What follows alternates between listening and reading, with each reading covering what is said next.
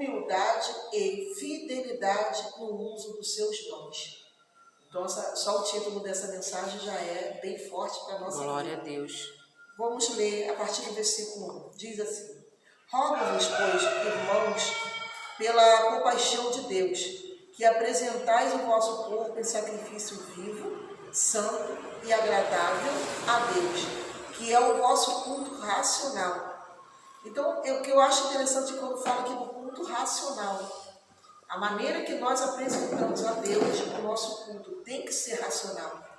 Porque nós estamos vivendo em um tempo que, se você abre a internet, entra lá no YouTube, no Instagram, né, até mesmo no Facebook, você vai ver vários vídeos que estão servindo de escândalo sobre o Evangelho de Cristo. É pessoas subindo na coluna da igreja, é pessoa virando cambalhota, é pessoa se jogando no chão. Nós sabemos que o mover do Espírito Santo, ele traz também paz, ele traz alegria, ele traz renovo, né? O mover do Espírito Santo traz tudo isso sobre a gente, mas as pessoas estão brincando com o Espírito Santo, zombando. Eu considero uma zombaria o que as pessoas estão fazendo. Uma coisa é você se alegrar no Senhor, uma coisa é você festejar no Senhor, né? A alegria. Quando vocês veem os africanos, quando eles se apresentam diante de Deus, dentro do templo, é uma coisa muito linda.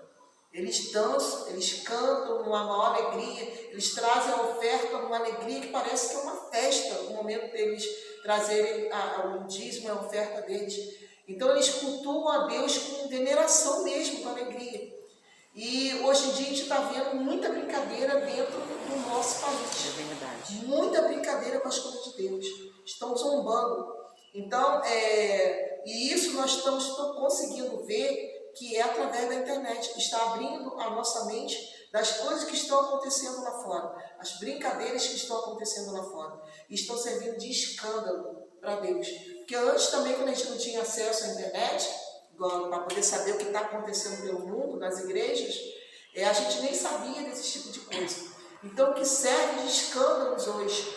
Escândalo para o Evangelho de Cristo. Tem muitas pessoas que são ímpias, que quando a gente vai conversar com elas sobre o Evangelho de Cristo, aí a primeira coisa que eles perguntam: você viu na internet isso? Você viu na internet aquilo? Você viu aquilo outro? Então, são coisas que estão trazendo vergonhas mesmo para o Evangelho de Jesus Cristo. Verdade. Há pouco tempo, eu estava vendo, passando, né, o dedo lá em coisas evangélicas, e ali eu observei uma igreja até de nome, em que o pastor colocou em cima do altar um casal, e esse casal estavam tendo relações em cima do altar, com um lençol, um pano grande em cima, porque a mulher não engravidava, então era um ato profético. Aí você imagina uma igreja grande, cheia de membros, e um pastor ter uma atitude dessa. Colocar um casal para transar em cima do altar. Então, para vocês analisarem a que ponto está chegando a vergonha que está se fazendo com o Evangelho de Cristo. Aí você para pensar, essa pessoa está usada por Deus para fazer um negócio desse? Na minha opinião, como uma mera serva do Senhor, né? Eu acredito que não. Com todas as palavras eu posso dizer que não. Então nós temos que prestar atenção até mesmo nos falsos profetas. Aqueles que estão trazendo alimento para a igreja. Aqueles que estão trazendo alimento para as ovelhas de Cristo. Nós temos que tomar cuidado. Não é você aceitar tudo aquilo que é lançado para você. Ah, não, o pastor falou, tem que ser. Ah, o pastor disse, é real, tem que obedecer. Não é nada disso. Você tem direito de julgar. A Bíblia diz que você tem direito para julgar. Para você saber aonde está certo e aonde está errado. Porque senão você vai ficar, sabe, igual que não tem um burro, um jumento, que é colocado uma venda nele, que ele não pode olhar nem para a direita, nem para a esquerda, somente para frente. Você vai ficar assim.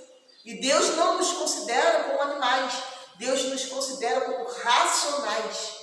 Aqueles que pensam, aqueles que analisam e aqueles que sabem o que é certo e o que é errado. Deus. Aí você imagina se você pega e aceita um tipo de coisa desse tipo.